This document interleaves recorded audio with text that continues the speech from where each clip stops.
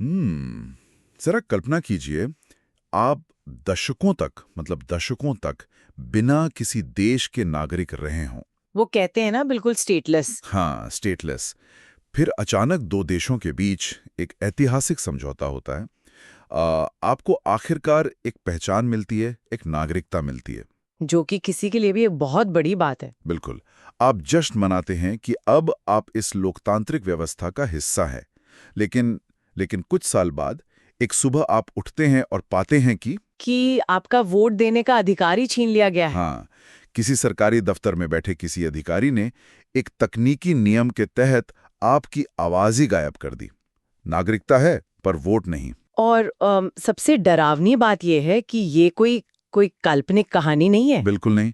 पश्चिम बंगाल के लगभग 13 लाख लोगों के साथ ठीक इसी वक्त ऐसा ही हो रहा है। और आज के हमारे हमारे जो सोर्स मटेरियल का स्टैक है ना, उसमें ऐसी ही कई बेचैन करने वाली रिपोर्ट और बिल शामिल हैं। हाँ, मैंने भी जब वो फाइल्स देखी तो मैं हैरान रह गई। तो आज की ये गहन चर्चा, ये कह लें हमारा ये डीप डाइव, एक मास्टर क्लास होने वाली है। खासकर हमारे उन सुनने वालों के लिए जो यूपीएससी जैसी परीक्षाओं की तैयारी कर रहे हैं, या जो बस ये समझना चाहते हैं कि दुनिया की खबरें आपस में जुड़ती कैसे हैं। चलिए इसको थोड़ा विस्तार से समझते हैं। और यही आज हमारा मिशन भी है। मतलब देखिए, हम अक्सर राजनीति, अर्थव्यवस्था और अंतर्राष्ट्रीय कूटनीति को ना अलग अलग खानों में रख के देखते हैं। बिल्कुल। लेकिन जब आप इन नए सरकारी बिलों या रिजर्व बैंक के जो नोटिफिकेशंस आए हैं और पर्यावरण के ताज़ा अध्ययनों को एक साथ रखकर पढ़ते हैं, तो एक पूरी तस्वीर बनती है। एक बिल्कुल अलग ही तस्वीर उभरती है। आज हम सिर्फ ये नहीं गिनाएंगे कि क्या क्या हुआ है, हम उसके पीछे के तंत्र को समझेंगे। तो चलिए सबसे पहले बात करते हैं पहचान की। मतलब राज्य कैसे तय करता है कि आप कौन हैं? हमारे पास ट्रांसजेंडर पर्सन्स अमेंडमेंट बिल 2026 का मसौदा है, जो कि बहुत ही विवादित विषय बन चुका है। हाँ, और जब मैंने इसे पढ़ा तो मुझे लगा जैसे हम समय में पीछे जा रहे हैं। 2014 में सुप्रीम कोर्ट का एक ऐतिहासिक फैसला आया था, नालसा जजमेंट। बहुत ही लैंडमार्क जजमेंट था वो। सही कहा। उस फैसले ने एक बहुत ही क्रांतिकारी बात स्थापित की थी कि किसी भी इंसान का जेंडर वो नहीं है जो कोई डॉक्टर तय करे, बल्कि वो है जो वो इंसान खुद अपने अंदर महसूस करता है, जिसे कानूनी भाषा में सेल्फ परसीव्ड आइडेंटिटी कहा गया। बिल्कुल। लेकिन ये नया बिल तो उस अधिकार को ही छीन रहा है। अब एक मेडिकल बोर्ड होगा जिसका मुखिया एक मुख्य चिकित्सा अधिकारी होगा, और वो तय करेगा कि कोई व्यक्ति ट्रांसजेंडर है या नहीं। यहाँ जो सबसे रोचक बात है, या कहूँ जो सबसे बड़ी वैज्ञानिक खामी इस बिल में दिखती है, वो ये है कि ये सेक्स और जेंडर के बुनियादी फर्क को ही मिटा देता है। वो कैसे? थोड़ा आसान भाषा में समझाएंगी?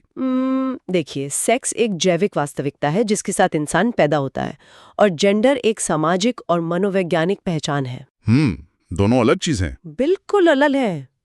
और ये बिल इंटरसेक्स लोगों को, जो प्राकृतिक रूप से एक अलग जैविक विविधता के साथ पैदा होते हैं, उन्हें जबरदस्ती ट्रांसजेंडर की श्रेणी में डाल रहा है। अरे मतलब ये तो विज्ञान के भी खिलाफ हुआ ना? पूरी तरह से। आप एक मनोवैज्ञानिक पहचान और एक जैविक स्थिति को एक ही खांचे में कैसे ठोस सकते हैं? ये कुछ ऐसा हुआ कि आप किसी घर की मरम्मत करने का दावा कर रहे हो और घर के असली निवासियों को ही बाहर निकाल दें। बिल्कुल। और फिर बाहर से कोई इंजीनियर बुलाकर तय करे कि इस घर में कौन रहेगा। मतलब आप उन्हें अधिकार देने के नाम पर उनकी सबसे बुनियादी आजादी, खुद को परिभाषित करने की आजादी, वही छीन रहे हैं। और उससे भी गहरी समस्या पता है क्या है? क्या? ये बिल ट्रांसजेंडर व्यक्तियों के नागरिक अधिकारों पर पूरी तरह मौन है। मतलब उनके विवाह, संपत्ति के अधिकार या उत्तराधिकार का क्या होगा, इस पर एक शब्द भी नहीं है इस ड्राफ्ट में। बाप रे, तो ये बिल आखिर कर क्या रहा है जमीन पर? अगर हम जमीनी हकीकत की बात करें ना, तो ये बिल औपनिवेशिक काल से चले आ रहे शोषक हिजड़ा जमात घराना सिस्टम को अनजाने में और मजबूत कर देता है। अच्छा, वो जो पारंपरिक घराने होते हैं। हाँ, बिल बाहरी शोषण पर तो सजा की बात करता है, लेकिन इन घरानों के अंदर जो एक समानांतर सत्ता चलती है, जहां कई बार बच्चों को बंधुआ मजदूरी या भीख मांगने के दलदल में धकेल दिया जाता है, उस पर यह कोई स्पष्ट कानूनी रुख नहीं अपनाता। तो फिर इसका तो कड़ा विरोध होना ही था। शायद यही वजह है कि जो national council for transgender persons हैं, उसके 2 सदस्यों ने इस्तीफा दे दिया है। बिल्कुल। और सुप्रीम कोर्ट द्वारा नियुक्त एक पैनल ने भी इसे वापस लेने की मांग की है। लेकिन राज्य द्वारा ये जो पहचान थोपने का मुद्दा है ना, ये सिर्फ जेंडर तक सीमित नहीं है। धर्म के मामले में भी ठीक यही हो रहा है। आप उस एससी स्टेटस वाले मामले की बात कर रहे हैं ना? हाँ, बिल्कुल। जब हम संवैधानिक अधिकारों की बात कर रहे हैं तो धर्म परिवर्तन करने वालों के अधिकारों पर भी एक बड़ी बहस चल रही है। कांग्रेस ने अभी हाल ही में सुप्रीम कोर्ट की 2 जजों की बेंच के उस फैसले पर कड़ा सवाल उठाया है, जहां उन्होंने दलित ईसाइयों और दलित मुसलमानों को उन्हें अनुसूचित जाति यानी एससी का दर्जा देने से इनकार कर दिया है। इस मुद्दे की जड़ ना बहुत पुरानी है। मुख्य सवाल ये है कि क्या धर्म बदलने से किसी व्यक्ति का वो ऐतिहासिक और सामाजिक पिछड़ापन खत्म हो जाता है जो उसे पीढ़ियों से झेलना पड़ा है? ये तो एक बहुत ही जटिल सामाजिक सवाल है। बिल्कुल है। सरकार और न्यायपालिका के एक वर्ग का तर्क है कि छुआछूत जैसी कुप्रथाएं सिर्फ हिंदू धर्म और उससे निकले धर्मों में थीं, इसलिए इस्लाम या ईसाई धर्म अपनाने वालों को ये आरक्षण नहीं मिलना चाहिए। लेकिन मेरी उलझन यहाँ कुछ और है। क्या? जब ये पूरा मामला 2011 से ही सुप्रीम कोर्ट की 3 जजों की बड़ी बेंच के सामने लंबित है, हाँ, पेंडिंग है, तो 2 जजों की छोटी बेंच इस पर अंतिम फैसला कैसे सुना सकती है? मतलब ये तो न्यायिक प्रक्रिया के ही खिलाफ लगता है ना? बिल्कुल, न्यायपालिका की कार्यप्रणाली पर ये एक बहुत बड़ा सवाल है।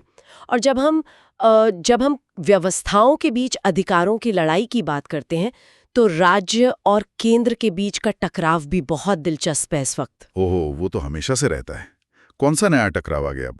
राज्यसभा में अभी जो CAPF जनरल एडमिनिस्ट्रेशन बिल पेश हुआ है, जरा उसे देखिए। हाँ, मैंने पढ़ा था कि विपक्ष, जिसमें TMC, कांग्रेस और DMK शामिल हैं, वो इसका काफी कड़ा विरोध कर रहे हैं। हाँ, उनका आरोप है कि ये बिल सीधे तौर पर भारत के संघीय ढांचे यानी जो हमारा फेडरल स्ट्रक्चर है उस पर हमला है। मुझे CAPF बिल का वो हिस्सा थोड़ा समझाइए जिस पर सबसे ज्यादा विवाद है। विपक्ष का दावा है कि ये बिल सुप्रीम कोर्ट के पुराने फैसलों को पलट रहा है। क्या ये जो IPS डेपुटेशन यानी प्रतिनियुक्ति होती है उससे जुड़ा मामला है? बिल्कुल सटीक पकड़ा आपने। देखिए, इसे ऐसे समझिए, IPS अधिकारी राज्यों के कैडर का हिस्सा होते हैं, ठीक है?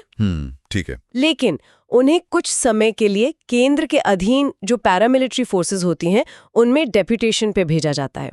अब सुप्रीम कोर्ट ने अपने कुछ फैसलों में इन अधिकारियों की सेवा शर्तों और केंद्र सरकार के अधिकारों पर कुछ सीमाएं तय की थीं। अच्छा, तो अब केंद्र सरकार क्या कर रही है? अब विपक्ष का आरोप ये है कि केंद्र सरकार संसद के जरिए ये नया कानून इसलिए ला रही है ताकि न्यायपालिका के उन फैसलों को निष्प्रभावी किया जा सके। बिल्कुल। ताकि उन अधिकारियों पर पूरी तरह से केंद्र का सीधा नियंत्रण हो जाए। मतलब ये एक तरह से शक्तियों को अपने हाथ में केंद्रित करने की कोशिश लग रही है। विपक्ष का तो यही तर्क है। इसी बीच न्यायपालिका और राज्य के बीच एक और छोटी सी खबर आई है, सुप्रीम कोर्ट की एक एडवाइजरी वंदे मातरम को लेकर। हाँ, वो भी काफी चर्चा में है। कोर्ट ने साफ कर दिया है कि इसे गाना सिर्फ एक प्रोटोकॉल का हिस्सा है। मतलब अगर कोई इसे नहीं गाता है तो उस पर कोई दंगात्मक कार्रवाई नहीं की जा सकती, जो कि एक बहुत ही संतुलित रुख है। कोई जबरदस्त थोपी जाने वाली चीज नहीं है। बिल्कुल। यहाँ बात सच में बहुत दिलचस्प हो जाती है। क्योंकि ये पहचान, अधिकार और अदालती फैसलों की जो सैद्धांतिक बातें हैं, जब वो जमीन पर आती हैं तो तो क्या होता है, नौकरशाही उन्हें कैसे उलझा देती है, ये पश्चिम बंगाल के उन एन्क्लेव वोटर्स के मामले में साफ दिखता है जिसकी बात हमने चर्चा की शुरुआत में की थी। बिल्कुल। जो 2015 का लैंड बाउंड्री एग्रीमेंट था। भारत और बांग्लादेश ने अपनी सीमाओं को सुलझाने के लिए कुछ बस्तियों यानी एन्क्लेव्स की अदला बदली की। जो लोग भारत में आए उन्हें विधिवत भारतीय नागरिकता दी गई, एकदम कानूनी तरीके से। दरअसल चुनाव आयोग ने राज्य में एक स्पेशल इंटेंसिव रिवीजन यानी SIR प्रक्रिया शुरू की। लिस्ट अपडेट करने के लिए? हाँ, मकसद वोटर लिस्ट को अपडेट करना था। लेकिन इस प्रक्रिया के जो तकनीकी पेच थे उनमें उलझकर इन नए नागरिकों को, जो अभी नागरिक बने हैं, उन्हें अंडर एडजुडिकेशन यानी निर्णय के अधीन सूची में डाल दिया गया। चुनाव आयोग को लगता है कि इनके दस्तावेजों की फिर से जांच होनी चाहिए। अरे बाप रे! और नतीजा क्या हुआ? पूरे पश्चिम बंगाल में लगभग 13 लाख लोगों के नाम वोटर लिस्ट से कट गए हैं। लेकिन एक मिनट रुकिए, मुझे यहाँ पे एक बहुत बड़ा विरोधाभास दिख रहा है। कैसा विरोधाभास? देखिए, पश्चिम बंगाल में हम देख रहे हैं कि एक तकनीकी प्रक्रिया के जरिए लोगों के अधिकार छीने जा रहे हैं और लोग वोट देने के लिए लड़ रहे हैं। लेकिन अगर हम पूर्वोत्तर की तरफ मुड़ें तो मेघालय में बिल्कुल उल्टी गंगा बह रही है। अच्छा, आप गारो हिल्स वाली मामले की बात कर रहे हैं? हाँ, वहाँ के जनजाति समूह तो ये मांग कर रहे हैं कि गैर आदिवासियों को वोट देने से ही रोक दिया जाए। मतलब यहाँ लोग वोट मांग रहे हैं, वहाँ लोग दूसरों का वोट छीनना चाह रहे हैं। अगर हम इसको बड़ी तस्वीर से जोड़कर देखें ना, तो ये विरोधाभास ही भारतीय लोकतंत्र की जटिलता है। बिल्कुल। मेघालय में जो गारो स्टूडेंट्स यूनियन जैसे समूह हैं, वो चाहते हैं कि गारो हिल्स ऑटोनॉमस डिस्ट्रिक्ट काउंसिल यानी GHADC के जो चुनाव होते हैं, उनमें केवल मूल आदिवासियों को ही वोट डालने का अधिकार हो। हाल ही में वहां एक नियम पास हुआ है जो गैर आदिवासियों को चुनाव लड़ने से रोकता है, और अब बात वोटिंग अधिकार छीनने तक पहुंच गई है। तो मतलब बंगाल का मुद्दा नौकरशाही की विफलता का है, और मेघालय का? मेघालय का मुद्दा जनसांख्यिकी यानी डेमोग्राफिक बदलाव का डर है। वो अपनी स्थानीय स्वायत्ता को बचाने की एक आक्रामक कोशिश कर रहे हैं। यानी बात फिर वहीं आ जाती है कि सीमाएं कौन तय कर रहा है, चाहे वो अधिकारों की सीमा हो, राज्यों की सीमा हो, या फिर अंतर्राष्ट्रीय सीमा हो। और जब हम अंतर्राष्ट्रीय सीमाओं की बात करते हैं तो वहां तो हलचल और भी तेज है। बिल्कुल। नागरिकता के साथ साथ सरकार सीमाओं और विदेशी नागरिकों की आवाजाही को ट्रैक करने पर बहुत फोकस कर रही है। जो IVFRT यानी immigration, visa, foreigners registration and tracking scheme है, हाँ, उसे बढ़ा दिया गया है। उसे 1800 करोड़ रुपए के बजट के साथ 2031 तक के लिए बढ़ा दिया गया है, और अब वो 100% कॉन्टैक्टलेस वीजा की बात कर रहे हैं। मतलब अब विदेशी नागरिकों की ट्रैकिंग लगभग अभेद्य हो जाएगी, कोई लूपहोल नहीं बचेगा। सही कहा। लेकिन सीमाओं की चौकसी का ये आलम सिर्फ तकनीक तक ही सीमित नहीं है। अगर आप गृह मंत्रालय की ताज़ा रिपोर्ट देखें तो चीन से सटी हमारी सीमाओं पर भी एक बड़ा रणनीतिक बदलाव हुआ है। अच्छा, वहाँ क्या चल रहा है? 2020 में गलवान घाटी में जो संघर्ष हुआ था ना, हाँ, वो तो सबको याद है। वो तो सबको याद है। उसके बाद से ITBP की गश्त या कह लें पेट्रोलिंग में भारी उछाल आया है। ताज़ा आंकड़े बताते हैं कि अप्रैल से दिसंबर 2024 के बीच 4500 से ज्यादा बार गश्त की गई है। 4500? ये संख्या तो ये तो पहले के मुकाबले बहुत ज्यादा है। बिल्कुल। इसका सीधा सा मतलब है कि अब सीमा पर कोई सामान्य स्थिति नहीं है। हमारी सेनाएं एक स्थायी, क्या कहते उसे, हाई अलर्ट पर हैं। हाँ, आप ऐसा कह सकते हैं। और जब हम सीमाओं पर इस तरह के तनाव की बात करते हैं तो ये हमें सीधे दुनिया के सबसे बड़े भू राजनीतिक अखाड़े की तरफ ले जाता है। पश्चिमी एशिया। बिल्कुल, जो इस वक्त काफी उथल-पुथल से गुजर रहा है। अमेरिका, ईरान और इजराइल का संघर्ष। हमारे स्रोतों के मुताबिक अमेरिका ने युद्ध विराम का एक प्रस्ताव रखा था। हाँ, वो स्ट्रेट ऑफ हॉर्मुज वाला। हाँ, कि ईरान अपना परमाणु कार्यक्रम रोक दे और व्यापार के लिए हॉर्मुज जलड्रमरू मध्य को खोल दे। इसके बदले अमेरिका उन पर से प्रतिबंध हटा लेगा। लेकिन ईरान ने तो इसे सिरे से ठुकरा दिया। ठुकरा ही नहीं दिया, ईरान ने अपनी 5 शर्तें रख दी। अरे बाप रे! कि पहले हमले पूरी तरह रुकें, युद्ध का हर्जाना मिले, और सबसे बड़ी बात, उसने हॉर्मुज जलडमरू मध्य पर अपनी पूर्ण संप्रभुता की मांग कर दी है।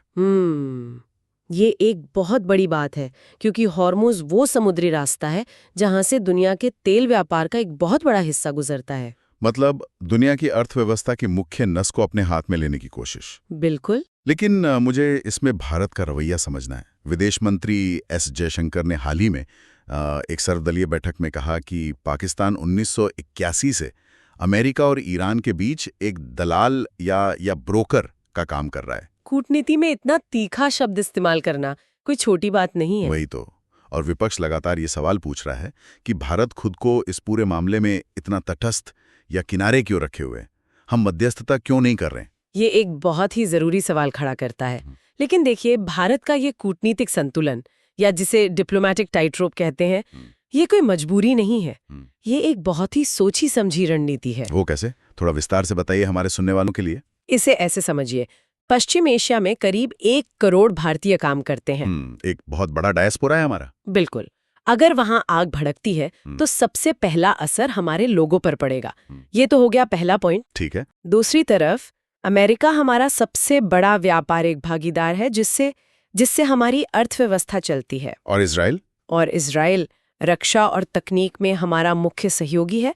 अब आप ही बताइए, भारत किसी एक के साथ खड़ा होकर बाकी 2 को नाराज करने का जोखिम कैसे उठा सकता है? मतलब हम एक ऐसी रस्सी पर चल रहे हैं जहां जरा सी भी चूक बहुत भारी पड़ सकती है। बिल्कुल सही कहा आपने। और कूटनीति का ये तनाव सिर्फ युद्ध के मैदान में नहीं दिख रहा है, ये व्यापार की मेज पर भी उतना ही आक्रामक है। आप कैमरून वाली मीटिंग की बात कर रहे हैं? हाँ, कैमरून में जो विश्व व्यापार संगठन यानी WTO की 14वीं मंत्री स्तरीय बैठक हो रही है, जिसे MC14 कहते हैं, वहां तो एक अलग ही युद्ध चल रहा है। हाँ, वहाँ अमेरिका जैसे विकसित देश पूरे वैश्विक व्यापार व्यवस्था के जो बुनियादी नियम हैं उन्हें ही बदलने की कोशिश कर रहे हैं। मैंने पढ़ा कि वो टैरिफ को हथियार बना रहे हैं। बिल्कुल।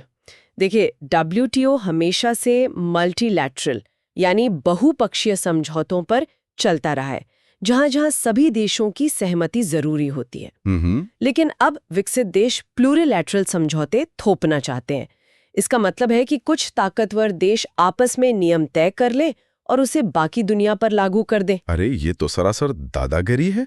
भारत और अन्य विकासशील देश तो इसका कड़ा विरोध कर रहे होंगे। पूरी ताकत से विरोध कर रहे हैं। और मैंने पढ़ा है कि वे स्पेशल एंड डिफरेंशियल ट्रीटमेंट यानी SDT को भी खत्म करना चाहते हैं। ये SDT आखिर काम कैसे करता है? SDT ना एक तरह का सुरक्षा कवच है। अच्छा। जब दुनिया के व्यापारिक नियम बन रहे थे, तब ये माना गया था कि एक विकसित देश जैसे कि भारत और एक विकसित देश समान स्तर पर मुकाबला नहीं कर सकते। बिल्कुल, दोनों की क्षमताएं अलग हैं। इसीलिए भारत या अफ्रीकी देशों को कुछ विशेष छूट दी जाती है ताकि उनके स्थानीय उद्योग तबाह न हो। लेकिन अब अमेरिका चाहता है कि भारत और चीन जैसे देशों से ये छूट छीन ली जाए। ये तो वैसे ही हुआ कि अमीर देश नियम तय करें और गरीब देश उसका खामियाजा भुगतें हैं। और एक दूसरा बड़ा विवाद जो वहां चल रहा है वो है ई-कॉमर्स मोरेटोरियम। हाँ, ये बहुत तकनीकी शब्द लगता है। इसे थोड़ा आसान भाषा में समझाइए। बिल्कुल, इसे ना एक टोल प्लाजा की तरह समझिए। ठीक है। मान लीजिए एक असली हाईवे है, हाँ। जिस पर ट्रक सामान लेकर गुजरते हैं, हाँ। तो सरकार उन पर टैक्स या टैरिफ लगाती है ना? हाँ, कस्टम ड्यूटी लगती है। अब कल्पना कीजिए कि उस हाईवे के ठीक ऊपर एक डिजिटल हाईवे है। Digital highway? हाँ, जहां से हर दिन करोड़ों डॉलर के सॉफ्टवेयर, डिजाइन और फिल्में गुजर रही हैं। अच्छा, डेटा का फ्लो। बिल्कुल। ई-कॉमर्स मोरेटोरियम का मतलब है कि विकासशील देशों को इस डिजिटल हाईवे पर टोल बूथ लगाने से रोक दिया गया है। अरे! और ये छूट अब खत्म होने वाली है। अमीर देश चाहते हैं कि ये छूट हमेशा के लिए लागू रहे, ताकि उनका डिजिटल सामान बिना टैक्स के बिकता रहे। बिल्कुल। लेकिन भारत का कहना है कि इसके कारण, मतलब डिजिटल व्यापार पर टैक्स न लगा पाने के कारण, हमें हर साल अरबों रुपए के राजस्व का नुकसान हो रहा है। ये बहुत ही बेहतरीन एनालॉजी दी आपने। अब समझ आया कि ये लड़ाई इतनी तीखी क्यों है ना?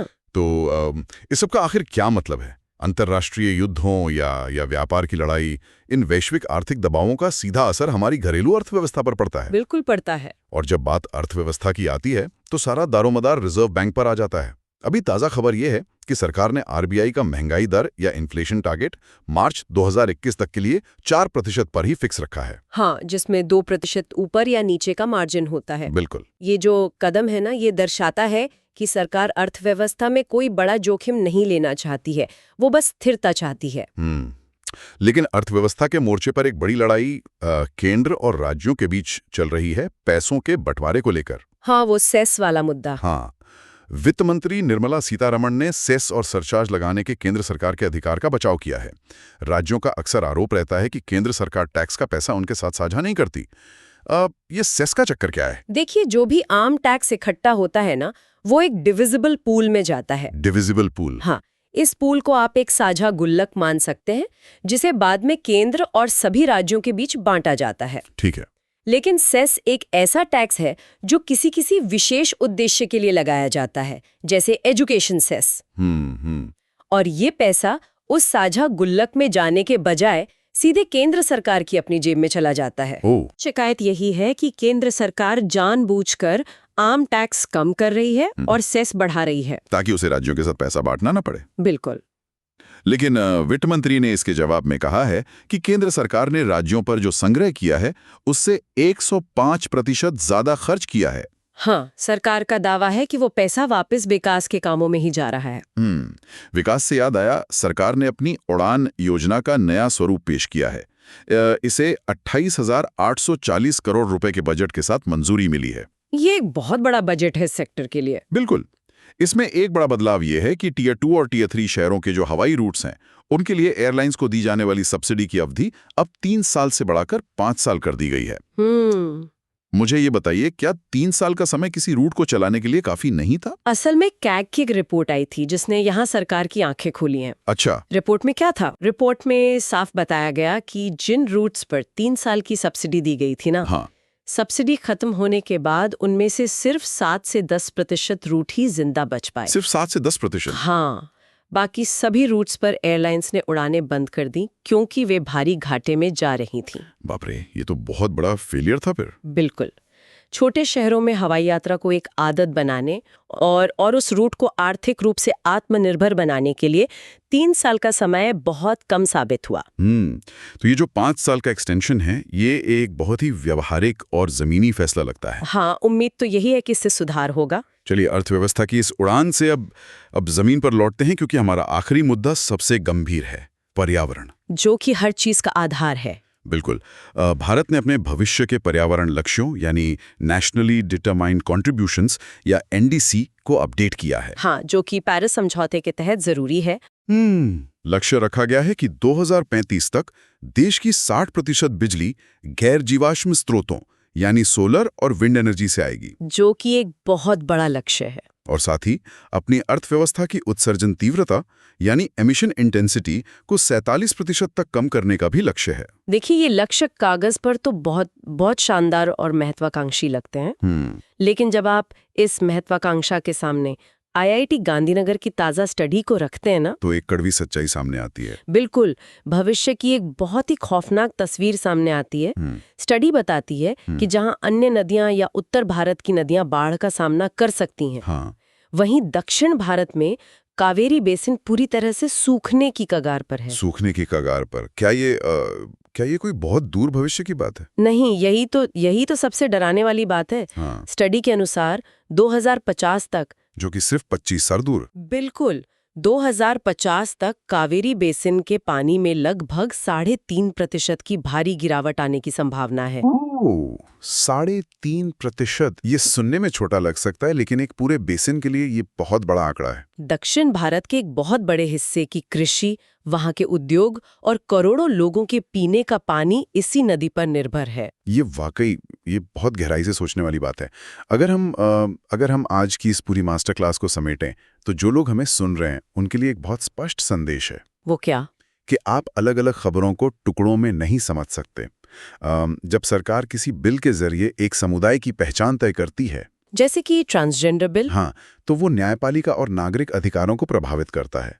जब सीमा पर गश्ती बढ़ती है, तो वो सीधा हॉर्मुज़ के व्यापारिक रास्ते और फिर WTO में भारत के रुख से जुड़ जाता है। बिल्कुल, सब कुछ जुड़ा हुआ है। और इन सबसे ऊपर है हमारा पर्यावरण, जो हमारी अर्थव्यवस्था की बुनियाद है। मतलब सब कुछ एक विशाल ताने बाने का हिस्सा है।